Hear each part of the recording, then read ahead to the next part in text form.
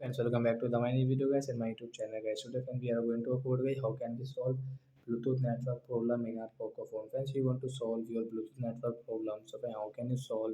Today I will show you guys in this video how to solve Bluetooth network problem guys. So before starting video friends, first of all go and subscribe the channel guys.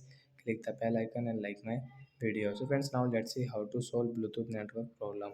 After on phone setting guys, you can see guys this type of setting. So how can you solve your Bluetooth network problem guys? Click on guys your connection and sharing option setting guys. Tap here. Guys scroll friends, you can see the reset setting guys. Tap here.